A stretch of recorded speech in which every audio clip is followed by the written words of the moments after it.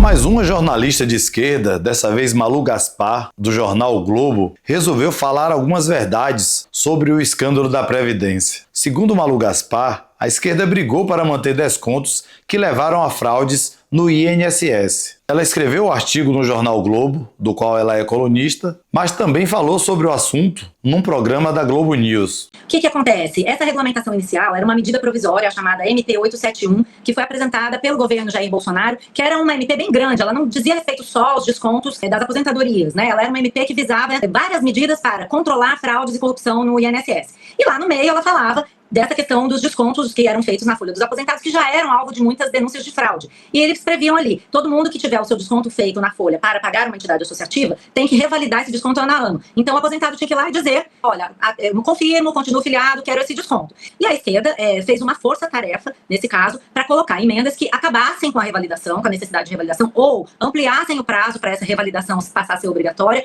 Foram várias emendas e que levaram a um acordo no final dentro do plenário, que foi chamado pela própria esquerda de um acordo para a salvação dos aposentados. Por quê? É que apesar de o texto foi feito pelo governo Bolsonaro prevendo essa necessidade de revalidação, tinha uma questão relativa a sindicatos rurais e tal, e quem colocou as emendas que abriram os prazos para que essa revalidação passasse a valer, ou então que ela não fosse nem necessária no entendimento dos deputados, foi a esquerda. Com isso, Malu Gaspar desmente vários vídeos de parlamentares de esquerda que acusam que as fraudes começaram no governo Bolsonaro, ou por causa do governo Bolsonaro. Na verdade, os descontos são permitidos desde 1991. Só que, segundo a investigação da CGU, a partir de 2016, que essas fraudes começaram a ganhar corpo. Ainda no final do governo Dilma, depois continuou com Temer, continuou no governo Bolsonaro e subiu absurdamente no governo Lula, que agora diz que ele que mandou investigar. Mas uma pergunta que fica: Bolsonaro se aliou ao irmão de Lula